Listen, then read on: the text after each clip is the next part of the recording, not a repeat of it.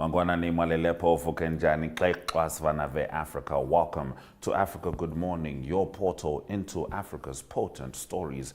Today we begin in Cameroon, where a record 81 candidates are vying for the presidency. From Kenya, a man's 14-year ordeal on death row in Saudi Arabia ends in relief. At the UN, world leaders are warned that political instability threatens global goals. Uganda's Museveni sparks debate with a new symbolic title, while Ghana rolls out a free university fees plan. In the Botswana report, Rorisang Mogojwe delivers the story of Duma Boko clashing with media. Zambia inks a $1.1 billion refinery deal. In sports, the ultimate WAFCON showdown is upon us. Nigeria is set to take on Morocco in the final on Saturday. Watch us on DSTV 285, GOTV 25, oneup2.com, Network Media Hub on YouTube, NTV Africa on YouTube, and keeping in mind on oneup2.com, if you click the Echo icon, you'll have access to all our episodes ever, because on Echo, prime time is any time. My name is Ashwin Berry. Top stories shortly.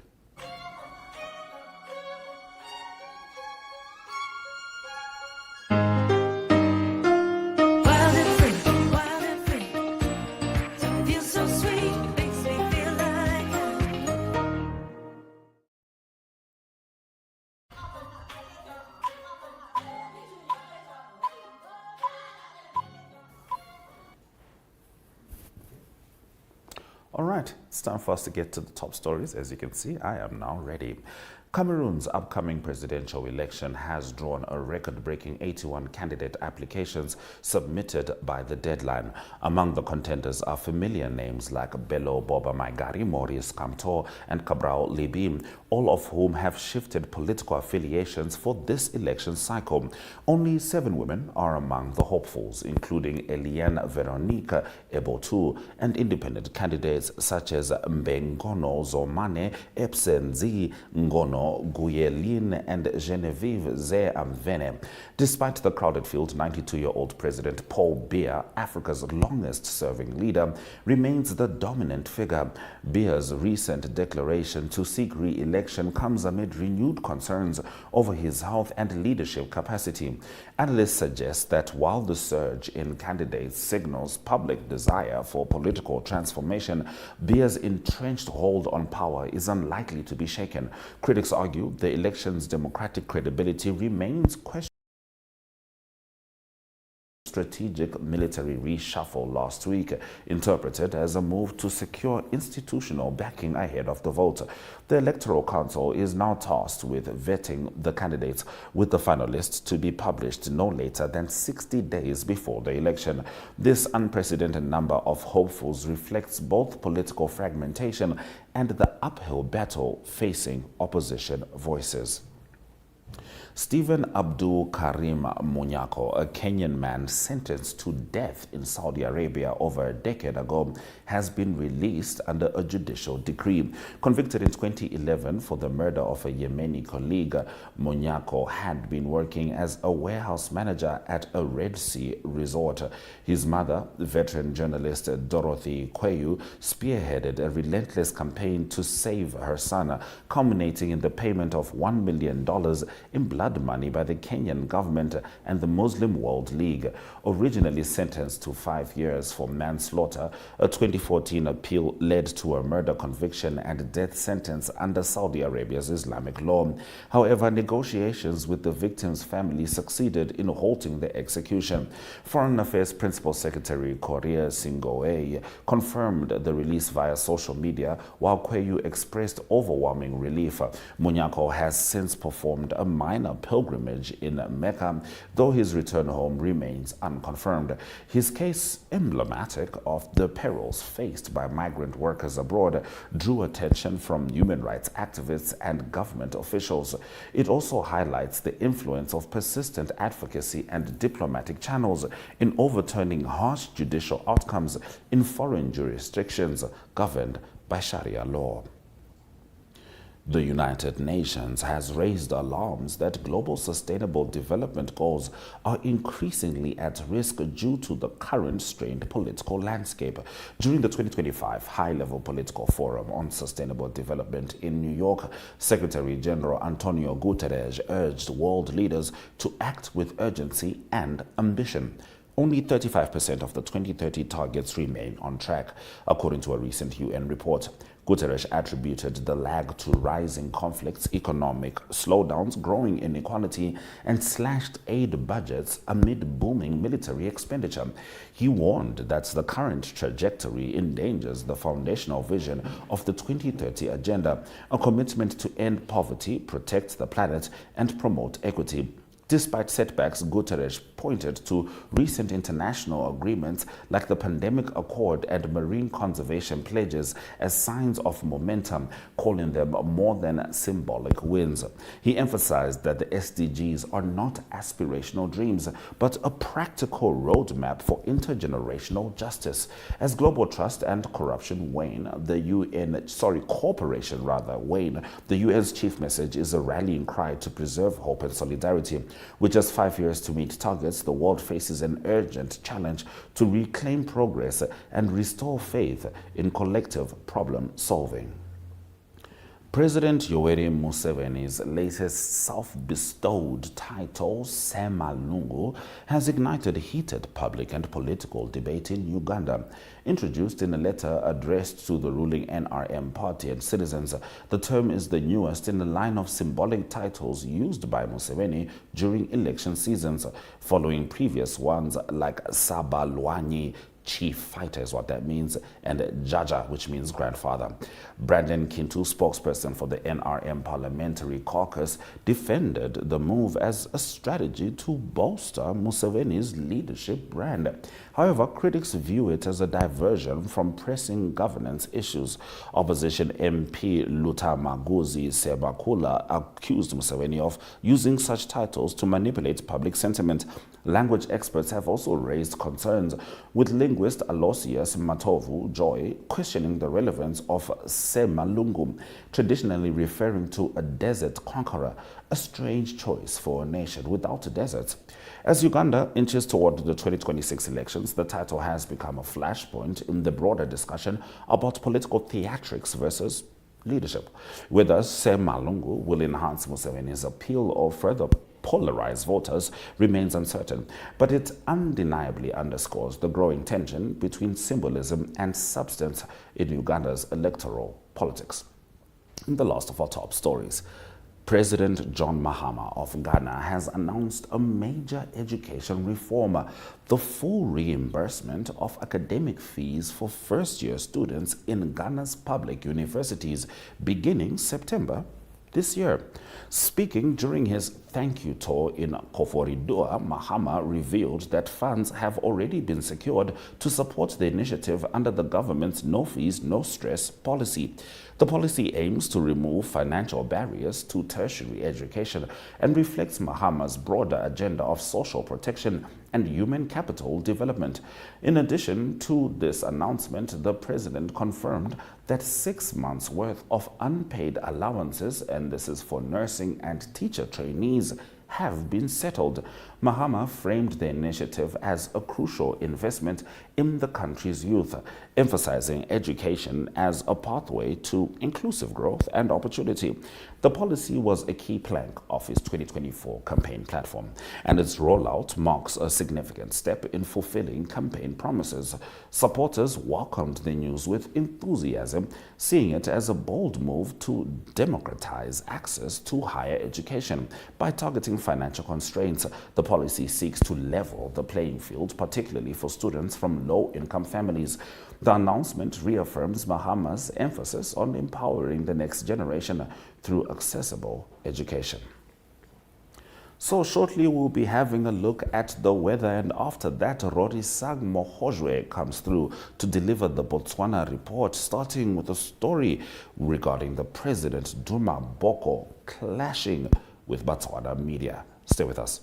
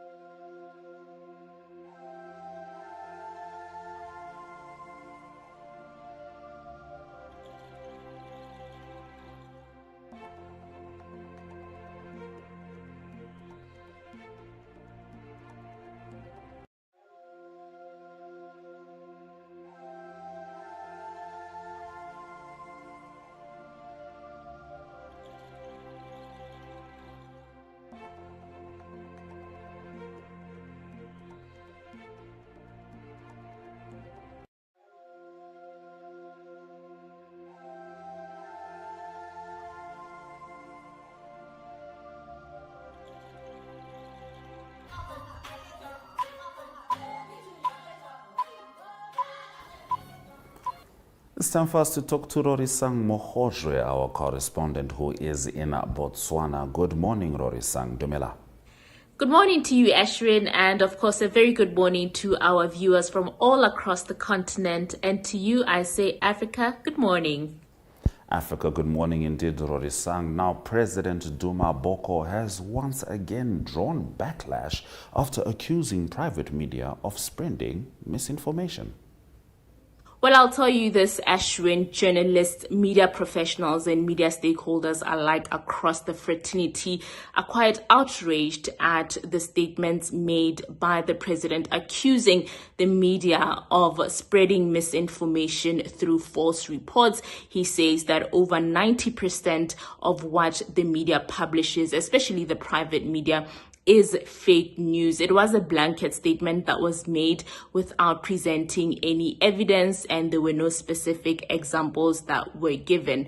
Now, the media fraternity is saying that these statements are baseless accusations and they are dangerously dismissive, as you know, they do not take into consideration some of the challenges that we go through as members of the media. There's a problem with access to information, particularly within the government. It is so difficult to get information from government officials. And so when the president says that ask and you shall be given, but in reality, we do ask, but we are not given the information. And so members of the media through lobby groups such as the Botswana Editors Forum and MISA Botswana are calling on the president and his government to engage with the media meaningfully instead of undermining the work or alienating members of the press. And the fact that, there's also a risk of undermining or eroding public confidence within the media, because as the media, we are the watchdogs and we are responsible for reporting factually and ethically without fear or favor. And so there is outrage, there is backlash about these statements that were made by the president, because if the number one citizen say such dangerous statements, members of the public might take it as gospel. And so we are, as the media in Botswana, calling on the government to engage meaningfully with the media instead of alienating or undermining the work that we do. Yes, indeed, Rorisang, the last thing you want is the powers that be clashing with the people that question power. Now, 2 months after electing new leadership, the Botswana Entertainment Promoters Association has outlined a bold strategy to professionalize the creative sector. In entertainment news, the newly elected committee of the Botswana Entertainment Promoters Association, or BEPA, has just launched a very bold, very ambitious strategic plan that aims to transform the creative sector. They say that they want to shift the perspective of the creative sector being just a side hustle to being a formal contributor to Botswana's economy, to the country's GDP. They say that they want, or rather they have adopted a business-like approach to the entertainment industry, and they also want to overhaul the governance systems of the association and align it with modern standards. Some of the plans include a renewed focus on member welfare as well as support for event promoters.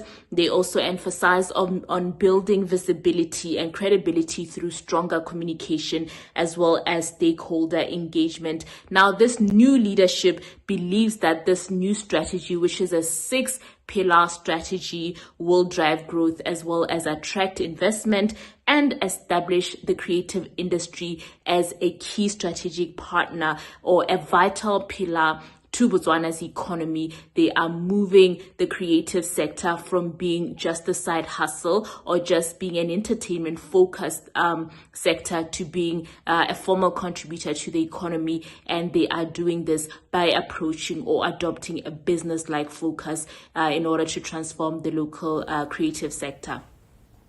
All right, Rorisang, now we head into your sport, where Botswana and Nigeria split gold medal honors in the 4x400 meter relays at the recent African Junior Athletics Championships, with Botswana claiming men's gold after Nigeria was disqualified for a lane infringement. Well, if you can go through the race, if you can watch the race, you will see that Nigeria actually dominated.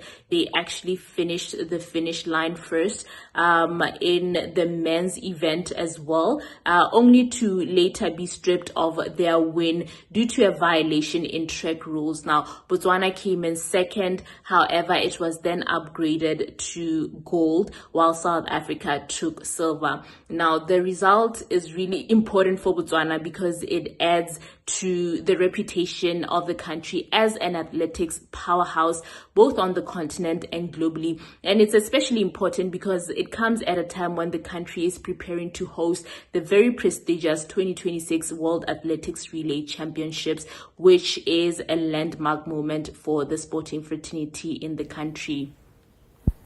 All right, thank you very much, Rorisang, for delivering the Botswana report as you do so well.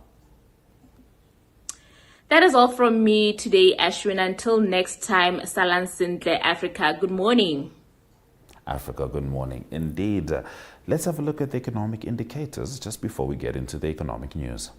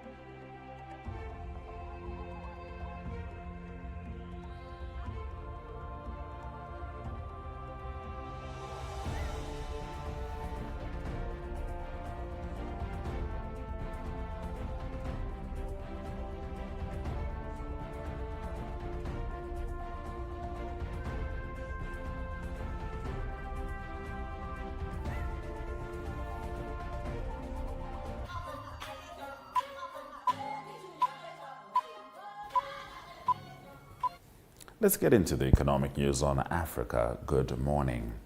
Zambia has signed a $1.1 billion agreement to build a crude oil refinery and energy complex in Ndola, a transformative project aimed at reducing reliance on imported fuel. The facility, located in the heart of the Copper Belt province, will process up to 60,000 barrels of crude oil daily, enough to meet Zambia's current fuel needs and potentially supply neighboring countries. The announcement marks a major step toward energy self-sufficiency and aligns with Zambia's long-term economic strategy.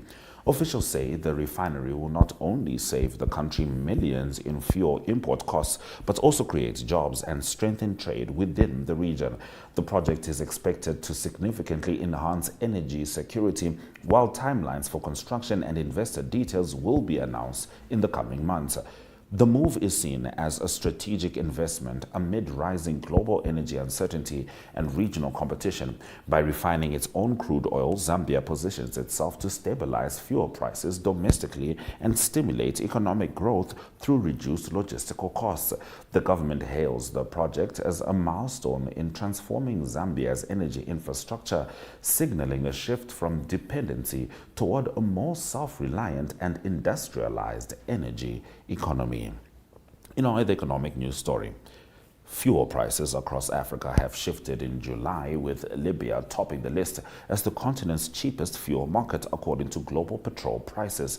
Libya's diesel sits at just $0.028 per litre, followed by Angola at $0.327, Algeria at $0.34 a litre. Other countries with notably low fuel costs include Egypt and South Sudan. The rankings reflect subtle but impactful reductions across regions, driven by better supply supply chains, local refining capacity, and strategic policy interventions. Lower fuel costs are a welcome reprieve in economies where transport and energy prices deeply affect daily life. For many, affordable fuel eases commuting costs, enhances food distribution, and cuts operational expenses for small businesses. Those have been our economic news stories on Africa Good Morning. Let's swing over to the sport.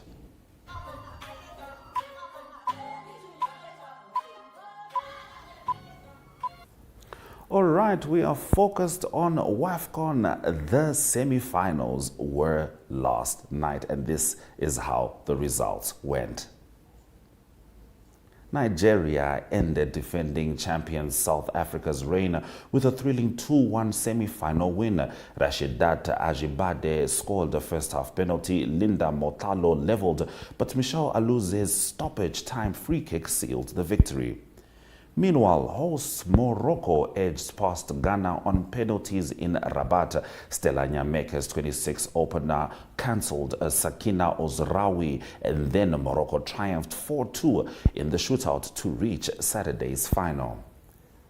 And this is how the journey went. Nigeria first defeated Zambia recently. That was in the quarterfinals. And then South Africa to reach the final. Morocco had defeated Mali and Ghana. And now they are hoping to keep the cup at home. Thank you for joining Africa Good Morning on today's broadcast. Let's have a look at a couple of the highlights from the show.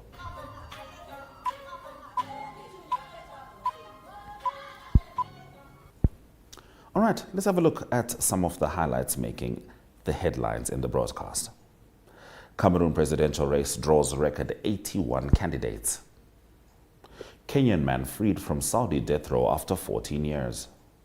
UN warns of political tensions undermining sustainable development goals. Museveni's new title sparks debate ahead of Uganda elections. Ghana unveils free university fee plan for first-year students.